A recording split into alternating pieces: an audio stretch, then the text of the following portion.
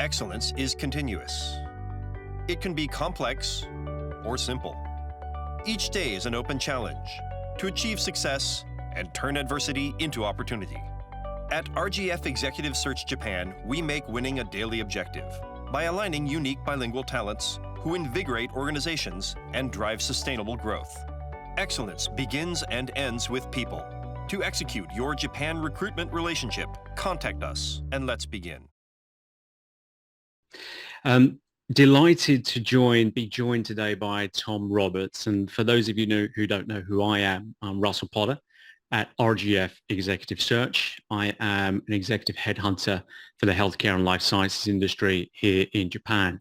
But I'm also an executive coach and leadership trainer, and also an author, and have worked in the talent management field for the past 30 years. I am obviously very interested in leadership techniques and learning lessons from the very, very best. Delighted to invite today Tom Roberts, who is a former pharmaceutical executive who's worked here in Asia, who is going to share some insights from his forthcoming book, Unforced Errors, Turning Mistakes into Milestones. Tom, please tell us a little bit about yourself for the people who are joining this call now, who may not know who you are. Well, hey, Russell, thank you so much for having me. You left one thing out of your bio of yourself, and that is that you were a really great confidant and friend in my long period of time that I lived overseas, and I really appreciate your friendship and guidance throughout those years. For those of you who are in Tokyo and you need someone to help you out through some of the issues that go on, talk to Russell. He's a great guy. I really appreciate the chance to talk about this book. I never, ever set out to be an author. I never, ever set out to be an executive coach, and I never, ever set out to live overseas. These were things that just kind of came through a career that I'm really blessed and grateful to have. I've got several of my previous bosses who played a role in putting me into positions like that I think are logged on tonight. To them, I want to say a huge thank you as well. But this book is really a culmination of, it's called Unforced Errors, and that is exactly what it chronicles. The errors that were made in my own journey to becoming a somewhat productive and good, successful global leader in my time in Japan. I left for Japan in 2009. I had just finished a lot of work, some very groundbreaking work in the field of epilepsy with a company that at the time specialized primarily in epilepsy, and we really put the face of patients out there for the first time to tell their own stories. And so the company was looking for someone to go to Japan, which has a very high stigma for epilepsy patients, and to put someone on the ground that could replicate some of the things that we did and create some new ways of thinking for patients who have epilepsy. The stigma, the fact that patients are typically just kind of put away in Japan and they don't thrive, especially 15 years ago when I went there. So I went in 2009 and proceeded to unwittingly make every single mistake that could possibly be made. I think there's in a lot of reflection and a lot of time with other global leaders who have had positions, I've learned why I made those mistakes. I learned the consequences of those mistakes, and I really want to help people to not make the same mistakes that I made in that time. I was able to bounce back from a really tough start and wound up staying in Asia for 11 years. So I started out as a director of neuroscience marketing for my company's affiliate in Japan. Went on to become president of UCB in Korea. Then I was president of Southeast Asia and Korea as we expanded the footprint, and then went back to Japan as head of Japan Neurology patient unit there, which was about 250 people and a top line P&L of about $1 billion. So I was able to flip it and to turn those huge mistakes that I made into a nice chunk of my career. I've lived about 25% of my adult life in Asia, and I really just want to help people not make the same mistakes that I made and thrive faster. It's a great journey, and I'm very curious to know, and I think most of the people watching now are curious to know, what was your leadership approach before you learned those lessons? How did you go into your assignment? Because of course, that's one of the factors, right? With executive assignments, expat assignments, they are assignments there for 2 years, 3 years. What was your approach and mindset when you came into it? Well, the way that we got things done in our United States business, which we got a lot of groundbreaking work done in our U.S. business, was we just threw all the ideas on the table. Candor was kind of the name of the game, and everybody had a voice at the table. And so we threw all the ideas on the table. We kind of debated them, and usually the guy that had the best ideas won. Sometimes it was the guy that was loudest in the room won. We were really able to do great things for patients living with severe chronic disease.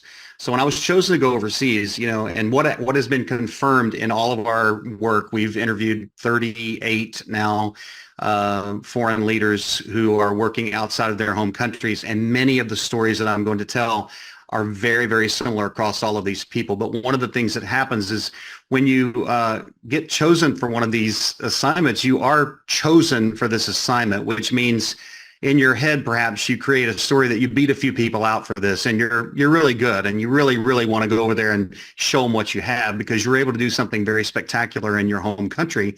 And they chose you to go over and do this. So there's a kind of a sense of hubris that comes along with some of these. And this is confirmed through talks with people in various industries and working all across the world, moving into especially dramatically different cultural settings, such as I came from the United States and I was working in Japan and Korea, dramatically different settings. You learn very fast, or you hope to learn very fast, where the inflection points and the big mistakes you can make. And as an example, as I said, when I was working in our U.S. affiliate, sometimes the loudest guy in the room won. It was because it was kind of a force of will with a coupled with some rigor and some data, and you could really push through what you felt like was best for the business. And in Japan, they call the loudest guy in the room the village idiot. He's oftentimes kind of ignored because he's just talking loud to hear himself think. I came in with an attitude that I was chosen. I had some hubris. I had a little bit of arrogance, and I came there to rescue the team that was floundering a bit. And what I lost in that was a sense of curiosity to ask the questions of why does business work the way that it works here? Why does my team react the way that it works here? Sometimes that inordinate pressure that comes with an overseas assignment, it really tamps down the senses of curiosity and empathy for your team and empathy for your customer base as well.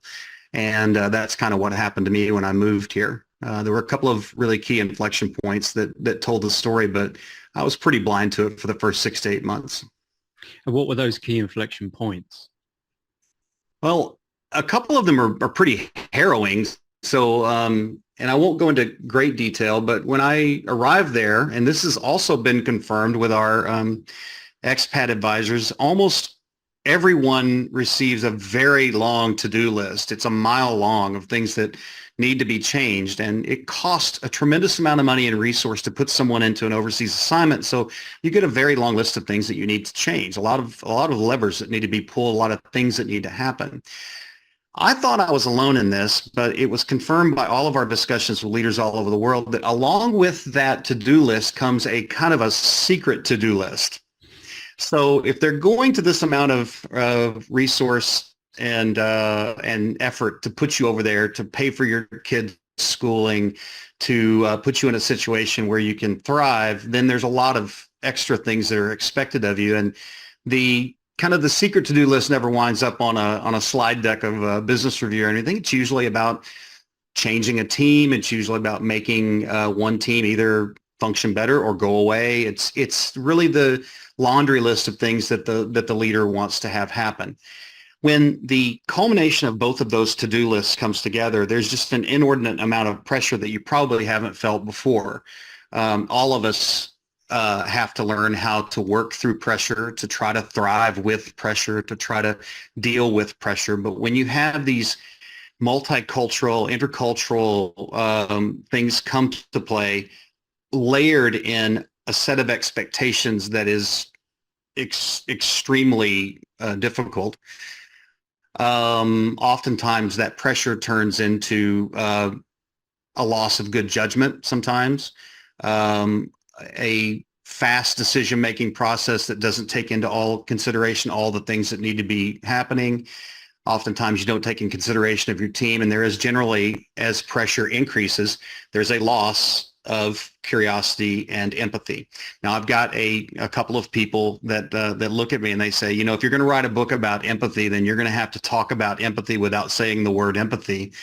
And I just ask those guys to get over it, because the reality is, as the pressure goes up, your sense of empathy for your customer base, for your team, for the mission at hand and the people that surround you, it goes down, because you've got shit to do. You've got things that you've got to accomplish. And so therefore, everything else just goes by the wayside. Now, this became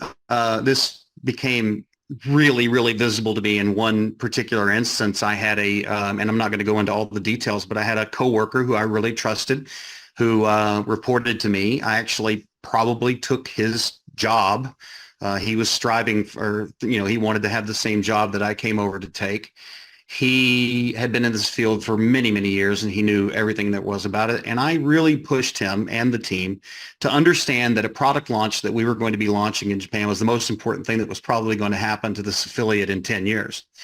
And I pushed that everything that we do needs to go towards this product launch, and nothing was sacred. Everything needed to be challenged, and everything needed to be put on hold until we could get this product launch up and going. In that pressure, I stopped asking questions, and I stopped having the curiosity to ask, how are things done here, and what is the market protocol here, and what happens if we do this or we don't do this. And I stopped having empathy for my team. So about 6 months after I arrived, we had a very, very important meeting with an advertising agency that was going to give us a selection of concepts that we could use to launch the product. It was one of the most pivotal things that we were going to do. And I told my entire team as we go over there, I said, this is the most important meeting that we're going to have. I'm listening to 8 hours. It was an 8-hour meeting, 8 hours of English in one ear through a transceiver, and 8 hours of Japanese going in one ear. And it raises the tension level for yourself, because you don't really ever know what's going on in the room. But what I did know is that my main guy, my right-hand man, was on his phone the entire time. Back when we had flip phones, and they had flip phones in Japan in 2009, he was on his phone, and he looked very worried. And so I took him aside after the first break, and I said, look, Kawasaki-san, I need you to be very present in this meeting. I don't know what's going on, but I need you to be more present, because I don't know exactly what's going on in this meeting. I'm piecing it together, but I'm not quite sure because of the language barriers and difficulties. Yeah, no problem. So a couple more hours went. The meeting was dragging on for a very long time, and my coworker was constantly staring at his phone, and it absolutely pissed me off to no end to see that I had been talking about the fact that this was the most important meeting that we were going to have, and he's fiddling around with his phone. So I took him outside and I said, look, is there something going on that I need to know about? No, there's nothing going on. I'm very sorry. I'll come back. It'll be no problem. So another couple of hours went. It was now 2:00 in the afternoon, and I had all I could take. He had been on his phone for this entire time. And so I took him outside and I said, look, I'm going to call this meeting because I'm not getting any help from you. I need your help. I'm asking for your help. Is there something I need to know? And very haltingly and very with a lot of hesitation and a lot of almost kind of a weird shame, he told me that at 8:00 in the morning, a very, very close family member had tried to do harm to themselves. And I didn't process what he said. So I just kind of stared at him and I said, what are you trying to tell me? And he said, my spouse, she tried to harm herself. And, they don't train you how to handle situations like that. So I looked at him and I said, why are you here? What are you doing? This happened at 8:00 in the morning. What are you doing? And he said, and I guess in probably one of the worst moments in my professional life, he started repeating me back to me. And he said, well, Tom-san, this is the most important meeting that we're going to have in a long time. And we have to be attentive to this meeting, because if we fail in this launch, then it's not going to be successful. And it could mean dire situations for ourselves, our partners, and our patients. And I'll be honest with you, Russell, I could just kind of feel my soul just kind of drop down right into the sidewalk and straight into hell, because I had unwittingly and unknowingly kind of played a role in this guy feeling intense pressure to not go where his family needed him. Now, to give myself a little bit of credit, it is, especially in older Japanese gentlemen who are working, family does come a significant second to the work life.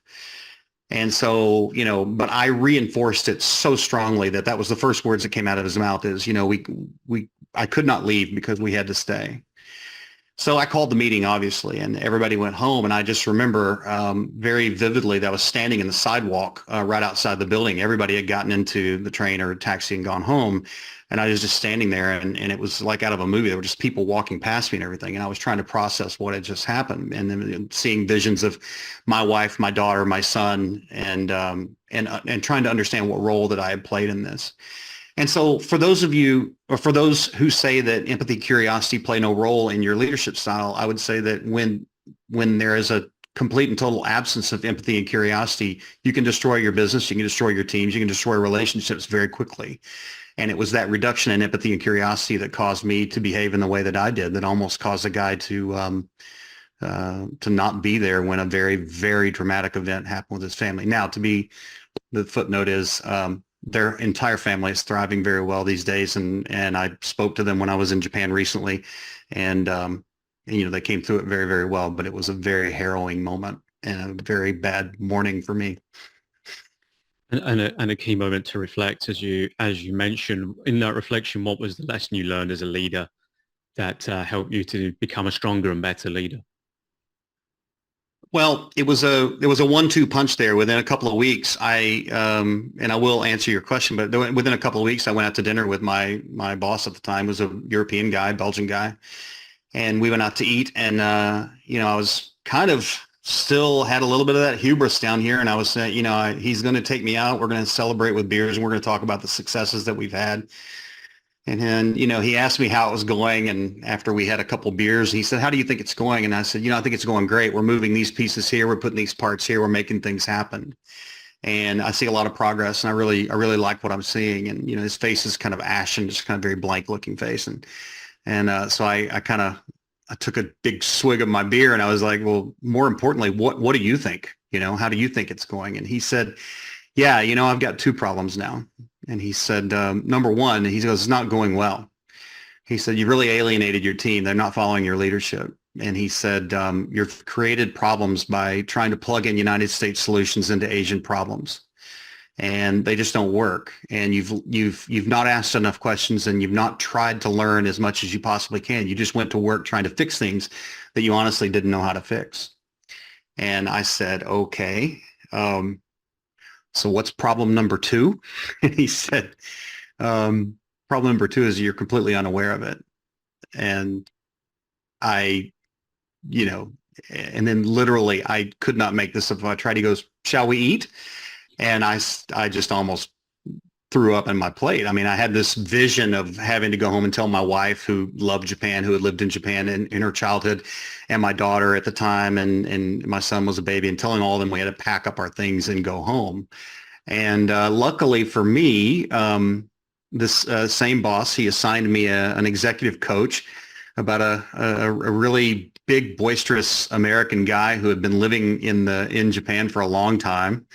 And, Russell, he kicked the shit out of me, and he kind of took me apart brick by brick and kind of put me back together in a way that was probably more suited for not only that geographic location of leadership, but also the level of leadership that I was at. I was approaching every problem not only as an American in Japan, but also as a guy who was really a level below how I should have been acting. And across the next 12 months, he really, really laid it on heavy. It was a blistering time, but it changed everything about my approach to business. And my engagement scores with my teams went up. My relationships with my teams went up. But awareness and self-awareness of these issues is what brought it all to the forefront. And so fast forward now 11 years, I spent 11 years in Asia when I was supposed to spend 24 months. I went on to have 5 different positions while I was in Asia. and culminating in the second largest P&L in the organization, in the company, and a really good successful track record. But it never would have happened if I hadn't have gotten help at that moment of crisis. Yeah, it's very often a crisis moment, isn't it? That is that inflection point, and then you certainly have that. And it sounds like you're lucky that you had a manager who was happy to give you that feedback and sensitive enough to know what your team was thinking as well. But it's a great story about turning it around. We did a great conversation a couple of months ago with Novo Nordisk president of Japan, Kasper Buchmelvang, who also mentioned a key inflection point in his career when he was working in Europe. And it seems that it is a pivotal moment that can be a moment of crisis, but can be a moment of immense personal growth as well. I want to get into your book now, and you've obviously learned a lot of lessons. You're now back in the US. You're an executive coach, I know, to many pharma companies, global big pharma companies around the world. Tell us about your book, the theme of your book, and some of the main takeaways from your book. So when we were preparing to leave Japan, before I let anybody know that I was going to end my career at my company, which was very difficult because I actually loved my company very much. They had as many problems as any company, but I love the opportunities that I had and the ability that I had to grow that they gave me. But about a year before we decided to leave, we made the decision that we would do it. At age 50, I went back to university because I knew that I wanted to work with expat execs. Across the 11 years that I was in Asia, I had 4 executive coaches that really worked well. I had one that was really, really bad. And I saw the impact of the one that I did not have a good chemistry with and that did not approach it from a pragmatic viewpoint, more of an academic viewpoint. And I was able to compare what that did to me versus what the 4 really excellent coaches that I had while I was there. And they were coaches for very different topics. When I really took stock of how much of an impact those people had on my career, it was clear to me that I wanted to do something to have that kind of impact on others. I started out my career in pharma spending all my time with teams, with patients, with caregivers, and with care providers. And as I moved up the ladder, my final assignment was wonderful, and I loved my job that I had there. But it was an exercise of staring at the P&L all day long. The ability for me to coach my teams and make cool things happen with my team was more limited than it had been. So we left Japan at the end of 2019 with a beautiful business plan. It was absolutely flawless. And it entailed going back and forth to Asia, to Singapore, to Japan, to possibly some other places, and doing these longitudinal-based think tank groups where we would meet on a quarterly basis, put a bunch of people in a room, sign CDAs, and then we would all solve each other's problems because we were all expats and global leaders living outside of our home country.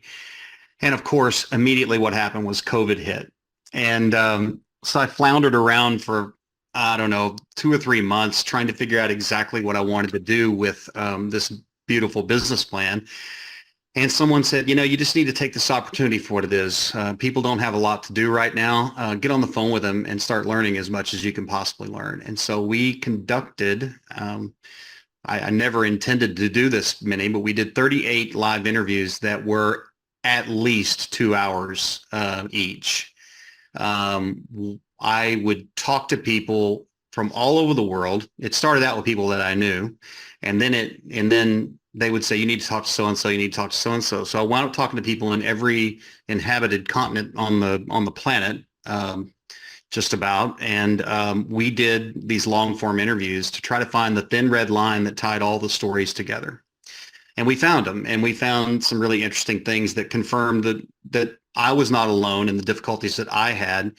But a really more important thing was that of the interviews that I did, 100% of them did not try to change what they were doing until they were in some form of crisis. So they had reached some stage of intercultural crisis or business crisis that forced them to reevaluate what they're doing. And then the mirror effect of that is that 100% of my clients to this day came to me in crisis. 100%. So there's a nice diagram that we distilled from that work that we did, and I'm going to butcher it here by showing a diagram. But, if this is time, across time, that first 6 months or 6 weeks or 1 year feels like a holiday. You're trying to figure out, how to live, what to do. You're learning the market. You're learning all the fun things. But at some point in time, what we found through every single one of these interviews and my subsequent work with clients across the globe is that they reach some sort of inflection point here where something happens and things just start going badly. And it's almost always tied to the intercultural gaps between their home country and the country that they're currently living in, sometimes even mixed in with the HQ culture. So there may be a triangulation that needs to happen because you've got 3 cultures invading that time. But at some point in time here, they reach a state of crisis, and then they have a choice to make. They can get help and try to thrive quickly.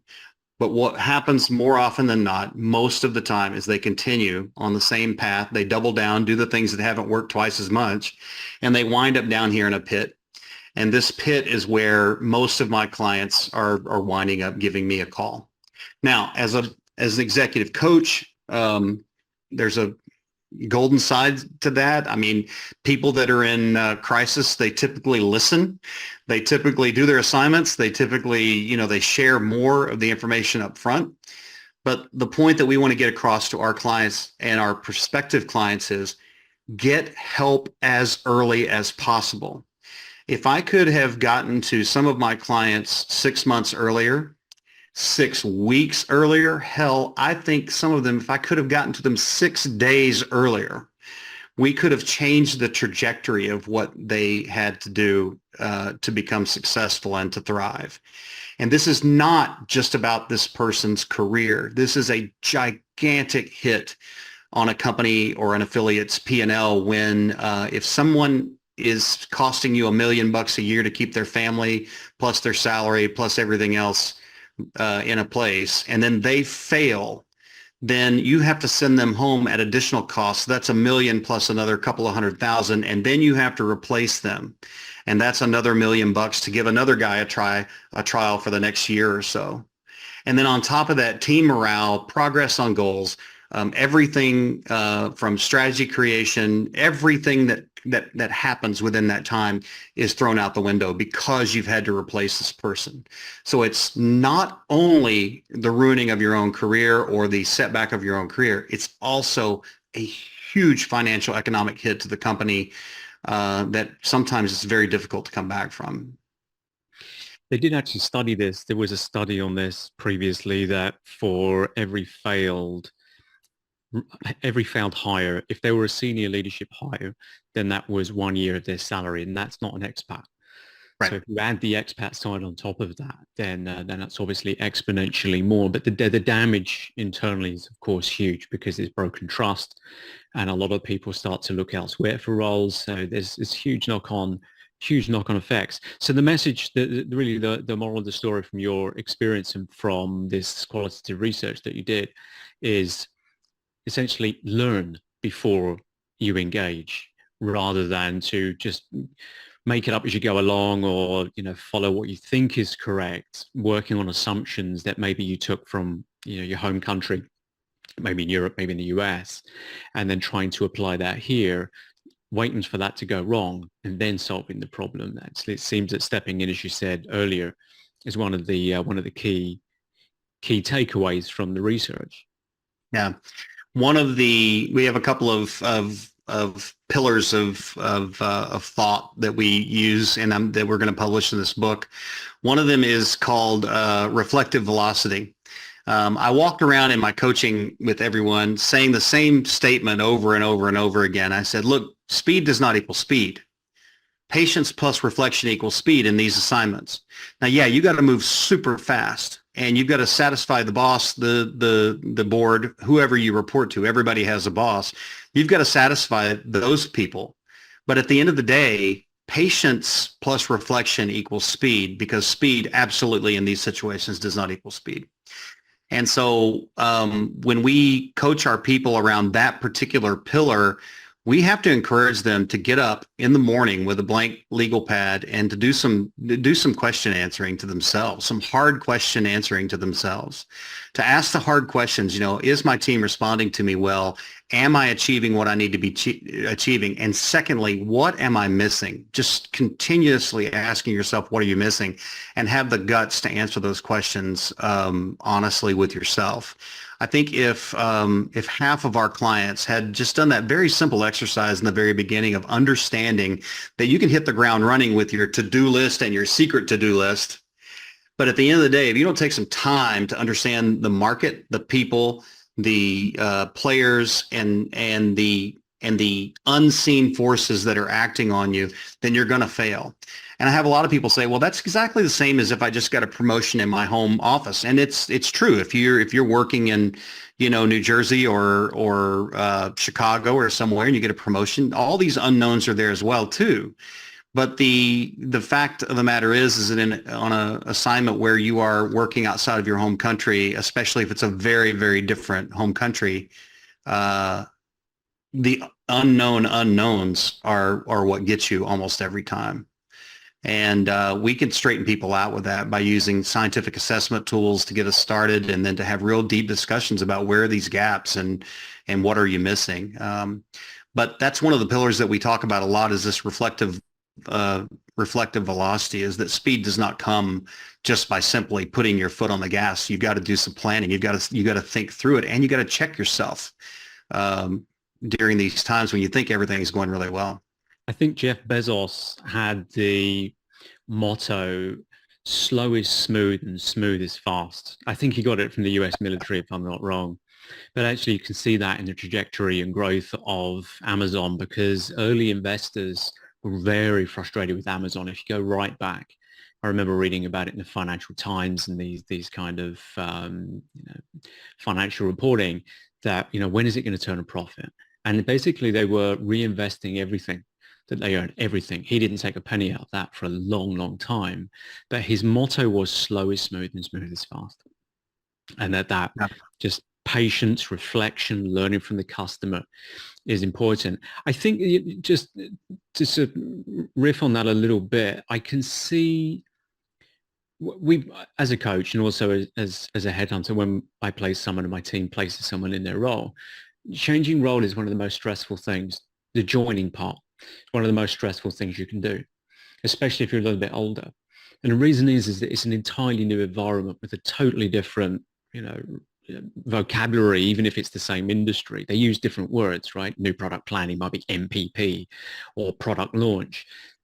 You're going to get all these different terms, all this unfamiliarity, and that intrinsically leads to a lot of stress. But if you're a leader and everyone's looking at you, you've also got that extra pressure that you need to perform. Everyone's watching. And I think to add another level of pressure onto that, which will lead us to maybe to the next point, when we add a layer of pressure on top of that, of the time limit, because if it's an expat assignment, very often they're 2-year expat assignments, which by definition will put you under a lot of pressure and put you into the stress zone. We actually use it. I work to a timer for 1 hour timer, because it focuses your parasympathetic nervous system or sympathetic nervous system in on the target, which is the stress response. And as you said, if you're in that mode, if that sympathetic nervous system is dominant at the time, you can't have empathy. That whole side of your brain's just shut down. You're staying alive. So those pressures really, really, really add up. You mentioned something in your book about pressure surfing. Tell me about pressure surfing. It's a term that I didn't like in the very beginning, but I had a couple of guys. We were, I don't know, you know how this stuff happens. We were drinking beer and talking about some of the concepts in this book. These were both expat leaders, guys that had worked far outside of their home country. And they said, you know, when I first got there, I refused to take time to breathe. And they said, you know, what you talk about with these two very distinct to-do lists is true. You've got the to-do list that everybody knows. You've got the secret to-do list that you have to achieve. And the only way you're going to get out of town is by achieving these things. And so one of them looked at me and said, you know, when I was there, and he was a surfer, and he said, when I was working, it was as if I got on my belly on my surfboard and I just started paddling out to find the wave to come back in, but I was paddling out as hard as I possibly could. And then as the pressure mounted, and as the time constraints mounted, and as the little failures started happening, he said, all I would do is just paddle harder and paddle harder and paddle harder. And he said, that just exhausted me to the point where I had zero energy left. And he said, I never turned the surfboard around and rode it back into shore. I never rode it back into shore where there was a little bit of food and a bottle of water for me to replenish myself. Oh, and by the way, when you're riding back to shore, you're aware of your surroundings and you're asking questions. Do I need to move my legs and my torso a little bit this way or that way? Do I need to adjust how I'm standing on the board so that I can make this ride longer and not wipe out? And he said, there's a completely different awareness when you're coming back in as when you're going out. And he said that in his experience with the leaders that come from other countries, they go out and they go out and they go out and they never turn around because they feel like the only way that they can achieve is through brute force and grit. And I have a completely different definition of what grit and resilience mean. I mean, resilience to me is taking care of yourself enough so that you can get through the very difficult times. It doesn't mean just wear yourself out until you absolutely die. But on these assignments, when the pressure is so high, people, they just paddle. And then they wind up in the middle of nowhere with no way to ride a wave back in where they can get replenishment, where they can have perspective, where they can balance their body and they can make changes to how they run. And so the more we played with that concept, the more that I absolutely loved it because I think it paints a very valuable picture. I know that in my first 6 to 8 months, I was scared to death of failing. And I was scared to death of not meeting the objectives. And I know I was paddling my ass off and never turned around once. And, you know, when I had this discussion with my boss, he said things weren't going well. When I ignored a situation with one of my coworkers, it was because I was so far out that I had lost sight of land, I had lost sight of replenishing myself, and I had lost sight of perspective. And that's why surfers don't just paddle out to eternity, right? They turn around and they rest and they ride back. So I wasn't a fan of that term at first, but then I was like, holy cow, this is just exactly what happens, you know, to us. There's many surfing analogies actually you can apply to it. My son is a surfer and paddling out is exhausting, and that's why surfers look so fit. But actually, if there's a really big wave, there's also a rip car that will take you out like a conveyor belt. You just need to know when to get off and just very subtly turn left or right, and you're on it. And one of the reasons that's so important, and it's so important to pause before you jump on a huge wave, is that if you paddle out, you're exhausted. If you jump on a big wave and you get pinned under, you'll drown. Yep. And that's exactly what happens in some of the bigger breaks. So using your environment to make it a little bit more effortless, not needing to jump on every wave and every opportunity that comes along, but making sure you have that inflection point and that break just to reset a little bit means that you have a much safer and less prone to errors experience, certainly in the way, but I think also, as you say, in business as well. How have you integrated that? Because you obviously coach a lot of executives around the world. How are they integrating these lessons into their routines and their daily lives? To be honest, self-awareness is just 90% of the entire thing. And so we start with all of our clients with science-based assessments that show exactly where the gaps are between their home country, their host country, and any other countries that have impact on them. So for example, one of my last bosses, he was an Argentinian guy working for a Belgian company who had experience in Germany, but was now working in China, Japan, Korea, and Australia, New Zealand.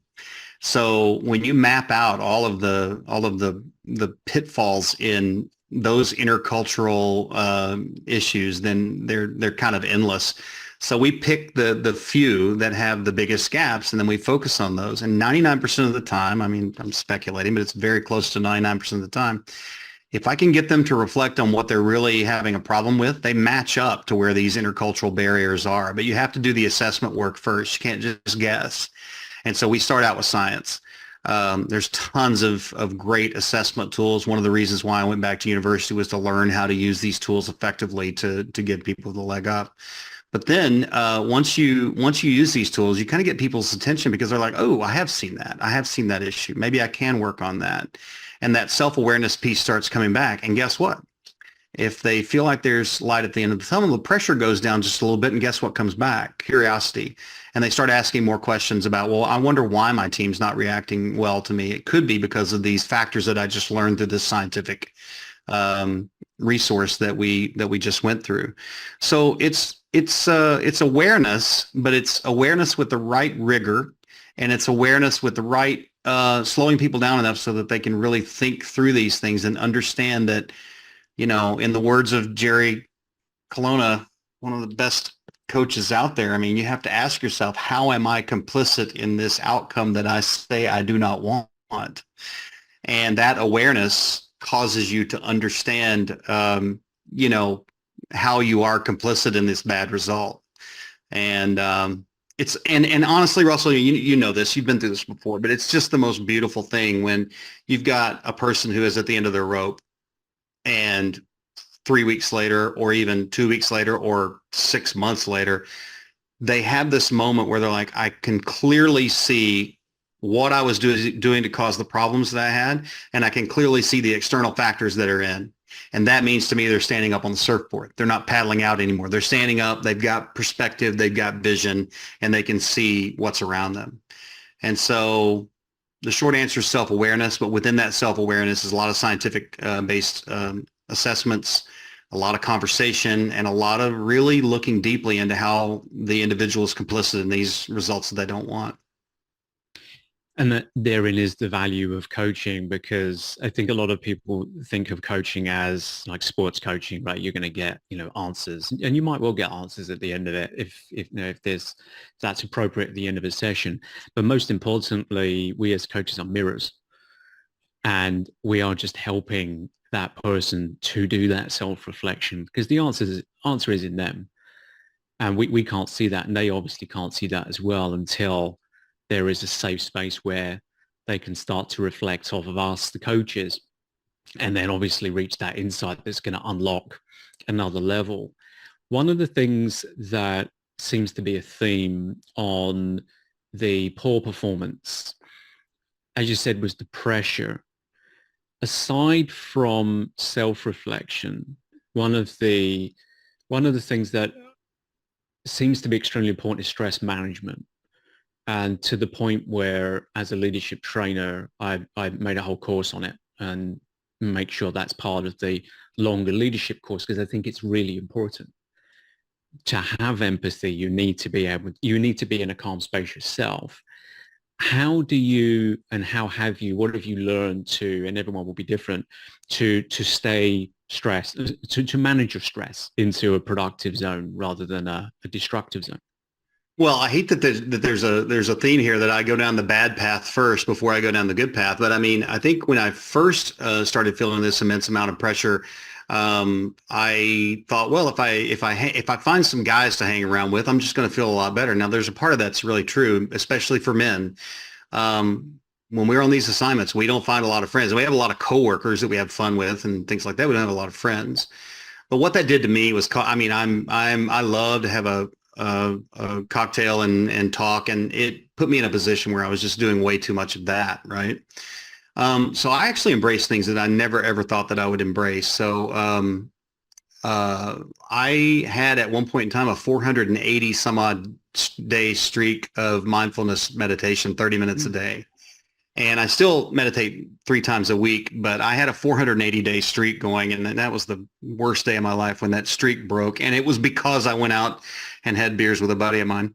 But that taught me so much, because you can meditate in the beginning and you're like, okay, I'm just sitting here. And then you meditate somewhere else. You're like, okay, I'm getting something out of this. There's a calmness.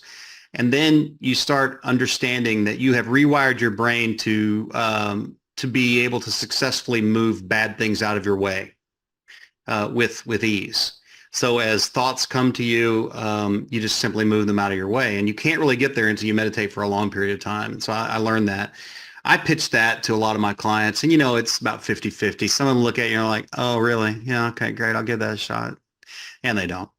But, and it may not work for everybody, but it really worked for me. The second thing that I've done a lot of is I've done it since I was a kid. I journal a lot. I think the biggest magic thing that we have is a blank, fresh legal pad and a cup of coffee at 5 a.m. and answers start applying themselves. They just start happening. And then finally, candor and putting yourself in a position where you can accept candor is probably one of the equally most important stress relief things. Now, the first time you do it, it's not stress relief. It feels awful. But once you find somebody that will tell you the truth at all costs, you have to grab hold of those people and keep them in your life forever. Because as you move up the ladder, it's like MacArthur said, the worst part about becoming a general is that nobody ever tells you the truth anymore. They tell you what they think you want to hear. And to have somebody on your team or an outside person, or even just somebody that's a friend to look you in the eye and say, you're not taking care of yourself. Or, in my case, I had a guy look me right in the eye and goes, you've kind of become an asshole. And, you're like, and you're kind of like, well, how do you mean? And then they start saying things, you're like, holy cow. I mean, they're right. They're absolutely right. And you have to start reflecting on how that came to be. So I don't think I really answered your question, because it really is more about more self-reflection and more thinking. But sometimes we cannot start the process of self-reflection until we're in some sort of crisis and we're getting help from somebody else. And I tell you, I got to tell you, man, I have it right here on the wall here. Like, I had a client, his kid, less than 10 years old, sent me a message, said, thanks for giving my dad back. Because I actually coached this guy into a position where he felt comfortable leaving his company, moving into a different role. And this guy's kid sends me a message, thank you for giving my dad back. And you don't get past stuff like that. That makes you want to do more. But it was all about self-reflection on his part and figuring out, where did he need to be. That's a fantastic story, and I can see where you got that on your wall. Tell us where we can find out more information about your assessment service, your coaching, and also your book. What's the links to your socials and website and so forth? So my LinkedIn, I'm just Tom Roberts on LinkedIn. Cranberry Leadership is the name of our company. We're on LinkedIn, but most of our philosophy and some different writing that I've done, and as well as ways to connect us, are at cranberryleadership.com. So just Cranberry Leadership, all one word.com. There's a connection piece there that you can get in touch with us. We do first-time calls with people, at no charge, and we kind of strategize some things. And I promise you this: if you get on a call with our company, you will, even if you never have another call with our company, you'll take something home from the call. And you'll have some seed that can be planted to move. So I just encourage everybody who is in a situation where they feel like they're in over their heads, or they're like, man, maybe 6 months from now I could be in over my head. Give us a call, because we have the ability through these scientific assessment tools and our own experience and this wonderful expat advisory group that we have. These folks are just amazing. If I don't know how to work in Paraguay, I know a guy that's worked there, and he can help us to formulate a plan on top of the assessments and everything else. This group that we put together is really a wonderful group of people and become really close friends of mine. But yeah, you can find us at cranberryleadership.com. Please reach out. You can reach out on LinkedIn as well. I try to post on there every day. It's a little much, but I feel like I really need to put the message out there that if you're not thriving, do something. And, I may not be our company may not be the answer for what you've got, but we can certainly either help you or we can point you in the direction of where you can get help. I'll finish with one anecdote from the entrepreneurial world and what you're describing about an assignment coming into a country, trying to, change the world with this, long list of tasks to do and the unofficial one as well. Sounds a lot like entrepreneurship and that not fake it till you make it kind of idea, but very much that toxic productivity Yeah. notion. They're the kind of Gary V's, these kind of people. And so I think a lot of people try to recreate that. That's what they think is the right thing. It's just be brutal and just force them. But what they're trying to emulate very often are one or two very successful tech moguls who actually have Asperger's. And I don't think a lot of people realize this and self-reported, right? So Elon Musk, self-reported Asperger's, Google founder Larry Page, Asperger's as well, which basically means you can't read other people. So they look at that and they think, that's something to emulate. Whereas one of the takeaways from other successful entrepreneurs that you don't hear about from my own research and reading into that is learn and build and learn and build and learn and build and learn and build. They build in a reflection cycle all the time. We take action, we beta test, we learn and we evolve. And this is something we can all do. Is it just at the end of the day or after an event or after something that happens, what did I learn from that? What do I take forwards? What do I leave behind? And also, what don't I know? In stress management, all the unknowns lag in the back of our head. They keep you up at night. Actually, your brain literally keeps you up at night through the orexin system, the neurotransmitter orexin, keeps you up to solve those problems. That's why you can't sleep. It impacts on the adrenaline system. But if you know what you don't know and you've written that down, you at least have more visibility and know where to start looking and getting answers. And that's always my advice to my candidates who join companies. At the end of the day, write down what you don't know. Tom, thank you very much for your time. Absolutely priceless insights. Is there a final word? I'll give you the final word on this LinkedIn Live event.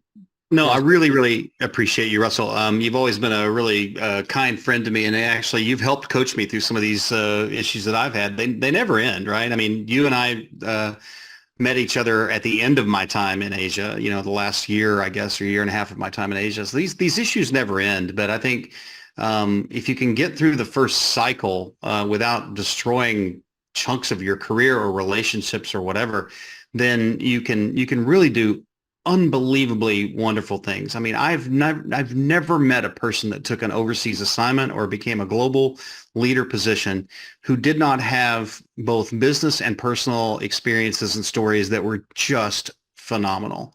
You got to get out of your own way, and you gotta be humble enough to understand that you weren't chosen to come here because of what you did. You were chosen because of how much you can grow and do something different.